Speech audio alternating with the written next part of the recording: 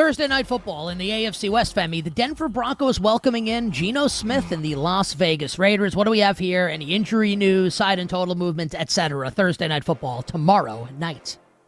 And what we have is the Femi Abebefe Mea Culpa Bowl. As I said, that the Broncos would famously be last place and the Raiders would make the playoffs. That's what we have on Thursday night. I didn't want to bring it up. I'm just saying, it's the elephant in the room. All right, I'm a big boy. We can handle it. I see you, Broncos country. No, I do not want to ride, but yes, I apologize. 9 is the point spread, and that's where we've been hanging out for much of the week. There were some 10s early on, and those immediately got bet. So I think we're just going to hang out here outside of teaser range. 9.5 is where we're going to do this dance all the way up till kickoff tomorrow. In terms of the total, that's been bet up a little bit, 42-43. Obviously, like the big news with the Raiders trading Jacoby Myers to the Jacksonville Jaguars. For Denver, from an injury standpoint, they just ruled out Marvin Mims, their wide receiver, so he's going to miss the game dealing with a concussion. And of course, Patrick Surtain II not expected to play because he has a multi-week pec injury. So that's the injury news. The side, I lean towards the Raiders, but I'm also the guy that thought the Raiders were going to make the playoffs this year. But I do think the number's a little bit big, so I would never bet the Broncos. It would only be a small bet on the Raiders just to sweat the game. Yeah, I think my thought early week was Raiders if I had to bet it, and I still think that may be the bet I place, but nothing for me right now. We'll obviously do a lot on this game tomorrow and finalize all the bets. All right. Let's move, Femi, and it was funny because you said what's the spread of the game? The Broncos are favored by how many points? 9. Yes, you did the do us. Oh, 9. Speaking of 9, we head to Munich for the NFL International game. Is Daniel Jones, Sauce Gardner? Sauce Gardner going to play in this game? Probably not, right? But feels like maybe. Yeah, might play. Yeah. As the Colts take on Michael Penix Jr. and the Atlanta Falcons, I would say Parker Romo, but they cut his ass, thankfully, since he cost me money last week. Colts v. Falcons in Germany. Where do we stand side and total? We have seen a lot of movement towards the Indianapolis Colts. It's been a big Colts week. The Colts have been active at the trade deadline acquiring Sauce Gardner from the New York Jets. This was around 5.5 earlier in the week. We are now to 6.5. with the Indianapolis Colts as the favorite on a neutral site. 48.5 is where our total's been hanging out. No movement there, but Sauce Gardner, the big news with this game. But there's also injury news. Sauce Gardner is part of the injury news, by the way. He's in the concussion protocol, practiced in full today. The expectation, the reports coming out of Indy, are that he should be good to go on Sunday. So all indications are we're going to get Sauce Gardner out there on Sunday, despite being in concussion protocol currently. But a lot of injury news. Kenny Moore, DNP today. DeForest Buckner, DNP. I'm guessing those guys are going to be able to go for the Indianapolis defense. On Atlanta's side, the O-line is what's banged up. Both of their starting guards left the loss to the Patriots early. Matthew Bergeron, Chris Lindstrom, they're dealing with an ankle and a foot injury, respectively. They're both DNP today. Leonard Floyd, their pass rusher, also a DNP. But Billy Bowman Jr., the rookie, he practiced in full as he's been dealing with a hamstring injury. So a lot of injury news with this game. For me, at 6.5, I like the Falcons. I think the Falcons, they're kind of like your Cardinals, like they keep the game close. I think that's what the Atlanta Falcons are. I think they can keep this game close and cover 6.5. So I'll be betting Atlanta, but let's just make sure the injury report is not a disaster by the time we get to Friday. If I bet the Falcons, I'll just bet the Falcons to win the game, and we'll see how that goes on Sunday against Indianapolis. All right, Bills and the Dolphins, Femi, on Sunday in Miami. Yeah, this one right now is all Buffalo. We're out to 9.5 with this game. This was 8.5 earlier, now 9.5. We might hit 10 at this point. At 10, I mean, I might have bet Miami if it ever got to 10. But we're currently 9.5. The total's been bet to the under 50.5, now down to 49.5. The big news with this one was James Cook earlier this afternoon. He did not practice, dealing with a foot and ankle injury. My guess is that's just precautionary, but let's see what happens on Thursday and Friday. Josh Palmer back at practice in limited fashion today. Daquan Jones, Joey Bosa, two of their defensive linemen, DNP today. I'm guessing that might be some veteran rest there, especially with Joey Bosa, but Daquan Jones missed the past couple of games. Not a good sign for him playing on Sunday that he's already missing here on this Wednesday. Taron Johnson as well in the secondary for the Bills, a DNP today. And for the Dolphins, Chop Robinson, he's alongside Bradley Chubb as their best edge rusher since they traded Jalen Phillips. He's still in the concussion protocol, and then Rasul Douglas is a DNP. No big betting opinion here for me unless it got to 10. And I'd take a small bet on the Miami Dolphins. I may lay Buffalo. I think it's never Miami for me. Maybe. I honestly, I don't even think I'd take 10 with the Miami Dolphins here. I don't think so. I may lay Buffalo. All right. From the AFC East, Femi, to the NFC South, as the 5-4 Carolina Panthers host Tyler Shuck and the 1-8 New Orleans Saints, who just dealt Rashid Shaheed to the Seattle Seahawks. Yeah, no real injury news with this game. Talise Fuaga, the offensive tackle for the Saints, he's listed as week to week, so he's not going to be playing in this game. But in terms of the side, it's been a lot of Carolina money. This was 4.5. Now we're out to 5.5 with this game. The total's been bet to the under, down to 39.5. Let's see if this keeps going up. Like, if we get a 6, I'm betting New Orleans. Even at 5.5, I have interest in New Orleans. I will have a Saints ticket in pocket on Sunday. Nothing to do with the total, but I like New Orleans. This to me feels like a nice sell high spot after Carolina won outright as a 13-point dog. Yeah, I think the Saints might be really, really, really, really bad. Are we going to be able, Femi, to hit them with the Rico on Sunday? No, we're not hitting them with the Rico. I think the Saints keep this close. We're not hitting it like Rico Dowdle's not running over anybody. I think this is a competitive game. So I'm not hitting them with the Rico. Right. And also Rico, but Rico also is popped up on the injury report as well, too. That's why I'm at. Yeah, exactly. So Rico Dowdle tweeted, apparently he's going to play. Like, Rico tweeted, starting a GoFundMe, they got me. Yeah, like he should be good to go. I think it's like a rest day for Rico Dowdle for the Carolina Panthers.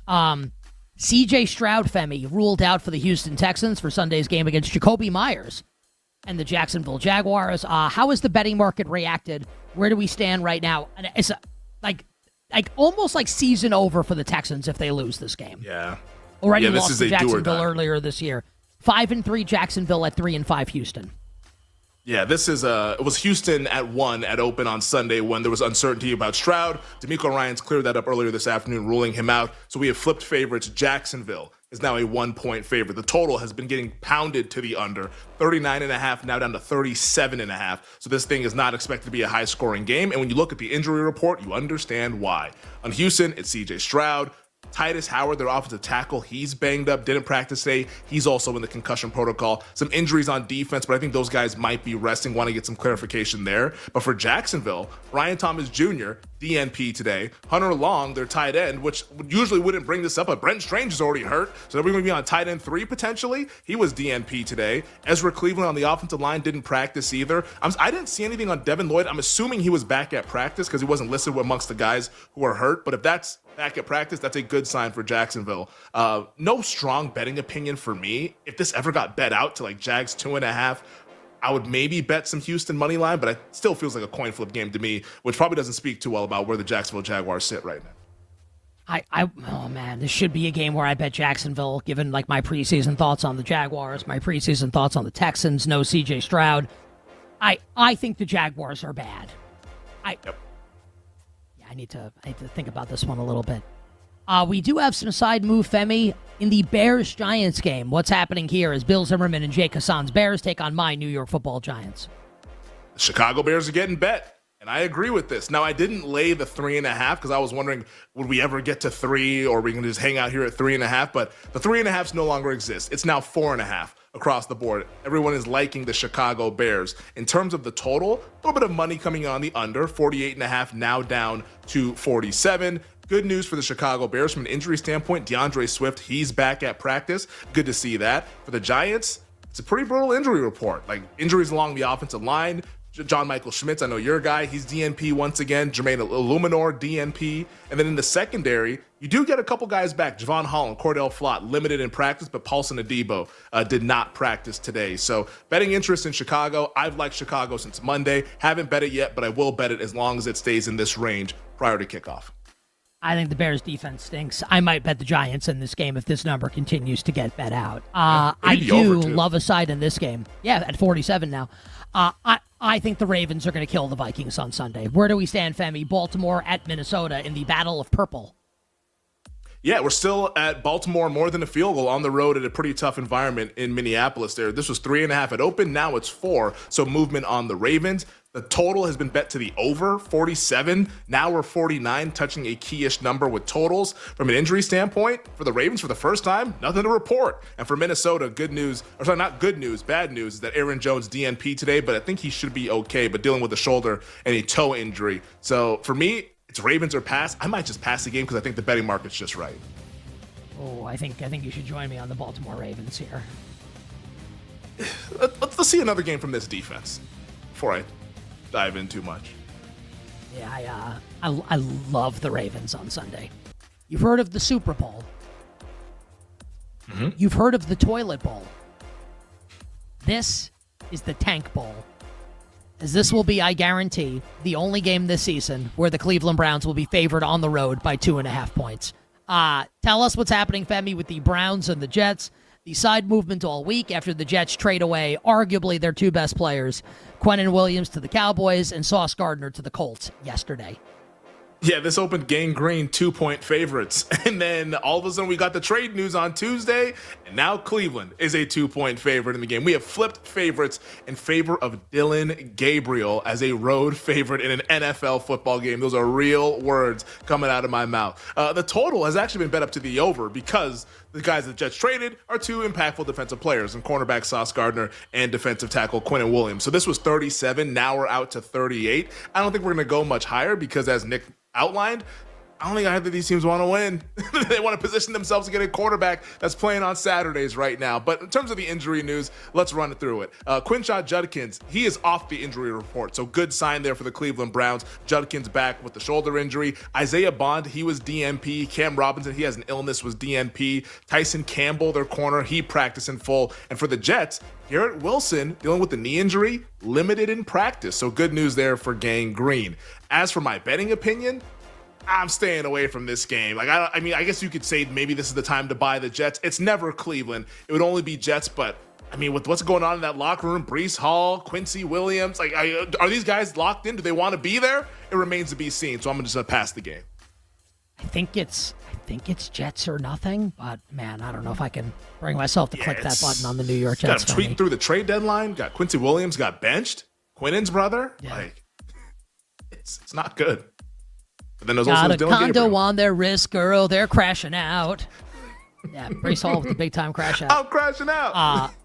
Yeah, dude, we've got a great song. The Tom Brady Bowl in Tampa, as the 6-2 Buccaneers come off their bye, Femi, to host 7-2 Drake May and the New England Patriots.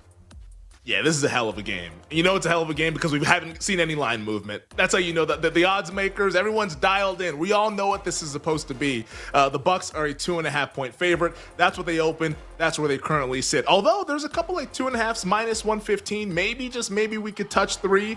I don't think we would see that until later on in the week. But right now, it's 2.5 across the board. The total has been hanging out at 48.5 over the last few days. So no real big news with the line movement. There is big news, though, from an injury standpoint. We'll start with the road team. Ramondre Stevenson was not at practice today. He was a DNP, maybe opening things up for Travion Henderson once again. Kayshon Boutte, also a DNP. But the big news on defense, Christian Gonzalez, dealing with a concussion or the head injury, practiced in full today. So Gonzalez, that's a good sign for what could be a really massive game come Sunday. For Tampa, not so great. Bucky Irving, coming out of the bye week, still DNP. Chris Godwin, still DNP. Hassan Reddick, their pass rusher, he's a DNP today. So let's see what happens Thursday and Friday. But for me, I kind of agree with Whale, Drew Dinsick, we had on yesterday. If it gets to 3, I think I would bet New England. But part of me thinks that New England might just kind of be the trendy team because everyone sees how good Drake May is. Maybe Tampa ends up being the right side. But at 2.5, there's no interest for me with this game. But it's going to be a hell of a game to watch for sure. Yeah, I guess lean for me towards Tampa, but not there yet on a bet. And I'll just be honest. While you were talking, not that I was not listening to you, I was listening to you, but I was thinking about what you had just said previously. We were talking about the Browns and the Jets, and I said because you were like, maybe now's the time to buy the Jets. And when you say that, I'm like, it makes a ton of sense. All this line movement. Now maybe you're getting some theoretical value with the Jets. As you were talking, I'm actually thinking are the Browns going to beat them 20-3? How are the Jets going to score? We would say that in general. And then, is Quinshon Judkins going to run for 200 yards in this game? There's a potential for that. Best unit in the game by far, Browns defense. It's just Dillon Gabriel favorite on the road. What's the second best unit in the game? It's... Is it the Browns special offense? Teams. I don't know. It might be the Browns offense because the Jets offense is terrible. I don't think the Jets offense is doing anything on that defense, and the Jets defense traded away Sauce, Quinnen, bench Quincy, and they were already bad to begin with. All right, fascinating game in Seattle with the Seahawks hosting the Arizona Cardinals. Femi, Jacoby Brissett will be starting for the Cardinals for at least the next 4 games, if not the entire season. Kyler Murray, I'm going to give you my read on this, as I'm just like, I've turned into Mr. like quarterback conspiracy theorist this year, and right. Tinfoil guy. Can I tell you what this feels like to me? I don't think he's really that hurt. I think this is them being like, we're going to get you out of here next year. Just like, stay away. We want to play Brissett. We're going to put you on IR. Don't cause a stink. You'll have a new team next year. Just like, leave us alone right now. That's my conspiracy theory. I don't think he's actually hurt. I think he's injured, but I do buy your conspiracy theory. I don't think he's hurt to this extent where he needs to miss like 6 more games or whatever. I actually buy your conspiracy because I could see them being like, hey man, we're going to do you this solid. Because because that's what the tweets yesterday seemed like. It was like, oh, like maybe this is like the agent telling all the insiders, hey man, like this is not a benching. It's because he's hurt and this and that, blah, blah, blah. I could see a mutual parting of ways that just doesn't get announced as a mutual parting of ways. And Kyler just wants to be out of there. And most importantly, they want him out of there. So I don't think it's too far-fetched, honestly. I was not with you with the McCarthy one, but like this one, I actually kind of agree. Like, it doesn't seem right the way that Gannon's talking about it. And that's their prerogative. They can go about it how they want to go about it, and we'll see how Jacoby Brissett does on Sunday against maybe the best defense in the league in the Seattle Seahawks. This was 7 at one point, but then we saw Arizona win. Brissett gets named starter. Arizona got bet. We're now down to 6.5. The total, that's ticked to the under. It was 46.5, now 45.5. My betting interest with this is all on Seattle. Like, I like Seattle a decent amount in this game.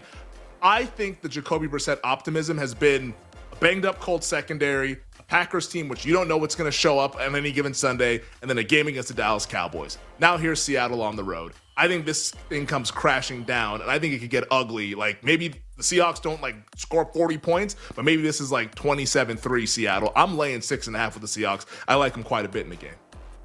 So remember my thought on Arizona? Huge favorite, bet the dog. Huge. When they're a huge dog, bet them. The games are going to be close at the end. I think Arizona's defense is... I'm going to bet the Cardinals here, and I'm going to wait to see if the 7 comes back. I love Arizona as a big dog. I love fading them when they're a big favorite. That's how I want to play this team.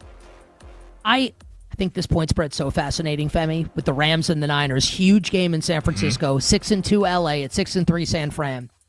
I try to look at this game and not think about Survivor. Oh. I've removed that from my memory. What's the Miguel song reminding me to forget? That's like what I need here. Just no matter where you are, reminding me to forget. Like, I'm trying to forget about it. No, it's already been removed from my memory. Until next year when I sign up again. But for right now, like, it's been removed from my memory. Like, we're not doing that anymore. So what about this iteration of Rams-Niners? The Rams have been getting bet. This was 3.5 at open. It's now out to 4.5. And the total, that's been getting bet to the under, 50.5 down to 49.5. The injury report, once again, a mixed bag for the 49ers. It's just like, you don't know, like, Brock Purdy's limited. Okay, what does that mean? He's been limited the last few weeks. Ricky Pearsall, DNP. Bryce Huff, he was limited in practice, which is a big thing for them because all of their edge rushers are hurt. Most recently, Michael Williams, the rookie who tore his ACL in the win over the New York Giants. So that's a bummer for San Francisco. And for LA, Puka Nacua, limited in practice today. That's like the big one for Los Angeles. He had the rib injury during the game against the New Orleans Saints. Sounds like he should be good to go is what Sean McVay is saying. I tend to agree with this betting market. Rams by more than a field goal. I don't really see like a massive edge here anyway. If Purdy plays, I think maybe it gives us an opportunity to bet the Rams that this would probably come under a field goal. But if this is what it's going to be and it's going to be Mac Jones again, I think we're all fine here. Rams 4.5. Yeah. Hard for me not to take the 49ers. Lions and the Commanders in D.C., Femi, lost a lot of juice, obviously, with the Jaden Daniels dislocated elbow. Marcus Mariota going to start for the Commies. And as you imagine, the Lions a big favorite in this game. Big favorite, but getting bet against today. This was 9.5. Now we're down to 8 at a bunch of sports books. The total has also been taken down to the under, 51.5, now 49. But you look at the Lions injury report, not great. The offensive tackles, Taylor Decker, Penei Sewell, DNP today. We saw them leave the game against the Minnesota Vikings. And now the swing tackle, Dan Skipper, who famously was reported ineligible against the Dallas Cowboys, he's got a back injury. So he didn't practice today. So this could be a really banged up Lions offensive line. Now, the secondary looks like they're going to get Terrion Arnold back. He practiced in full. But the Washington Commanders, it's still a bad injury report. Terry McLaurin, DNP with the quad injury. That seems like a multi-week injury. And, of course, Jaden Daniels, the headliner, he's going to be out for the foreseeable future. At 8, I think I would either tease Detroit or not bet the game. If it ever got back out to 9.5 or 10, I would actually think about betting Washington. But at this point, it's Detroit teasers coming off of the loss to the Minnesota Vikings. The Detroit teasers, I feel like, do sound pretty good on the road at Marcus Mariota. Yeah. Sunday Night Football, Femi. Yeah, that is true. Well, yeah, I have no witty one-liner to come back with. Yeah, great. Yeah. Honestly, should have just bet Baltimore. Yeah. Just called it a day. Chargers, Steelers, Sunday Night Football. Joe Alt out for the season. Rashawn Slater out for the season. But don't worry, here's Trevor Penning. What do we got? Chargers and Steelers. Yeah, the Chargers traded for Penning for the New Orleans Saints. Bobby Hart also dealing with a groin injury as well for the Los Angeles Chargers. In terms of the line movement, this has been hanging out at 3 for much of the week. I think we're going to come off 3 at a bunch of different places. My guess is that we're headed towards 2.5, and I agree with that. At 3, especially if it's minus 110, it's a bet on the Steelers. The total, take it to the under, 45.5 down to 44.5. We talk about how the Chargers have no home field advantage. This will be a Steelers home game. There's a bunch of Steelers fans in Southern California. They will show up and show out with those damn terrible towels. I think this might be 70-30 Steelers, where Justin Herbert's going silent count. I think Pittsburgh at a field goal is a bet at +3. Yeah, I think the betting market agrees with you, and tough for me to disagree here, right? Because this Chargers offensive line is in tatters going up against the Pittsburgh pass rush that looked really good last week against Indianapolis. And we don't usually do the Monday night game, Femi, on Wednesdays it moved, but when it's the Eagles and the Packers, I think it merits it. What do we got right now on Monday Night Football? Philly and Green Bay at Lambeau. Potential NFC title preview, perhaps. I guess maybe the Packers can get their heads on straight, But right now, you have the Green Bay Packers as a 2.5-point favorite, and that's where we've been hanging out this entire week. Open 2.5. It's still early. First practices are going to be tomorrow on Thursday for both of these teams, but 2.5, Green Bay the favorite. Total still at 45.5. A little bit of money on the over, but 45.5 is where we sit. From an injury standpoint, things to keep in mind heading into tomorrow and the rest of the week, Friday and Saturday. Saquon Barkley with the groin injury, A.J. Brown with the hamstring injury, and of course the big one for Green Bay is Tucker Kraft will no longer be with them this season as he has a torn ACL. So no Tucker Kraft for the foreseeable future for the Green Bay Packers. But for me, it's a bet on Green Bay at under a field goal. 2.5, I'll bet the Packers all day long. I think they show up in this game and we're going to get their best effort on a big stage. Who do you think the popular betting side will be in the game? I think it'll be Philly. Just because of the Eagles run game. Everyone's going to see what Rico Dowdle and the Panthers did. And now here comes Saquon and the Eagles offensive line. I could see people just jamming that point home saying, how do they stop the Eagles run game? And I honestly don't have a great answer to that question. I just think they're going to win the game. Here's what's funny about the NFL. None of it, it's the ultimate week-to-week league. It's exactly. How are they going to stop the run game? I don't know, man. It looks like a mismatch on paper, but I think they're going to win the game. Yes, just like Colts Steelers last week. Here's 6 turnovers. What are you going to do? It's the NFL, man.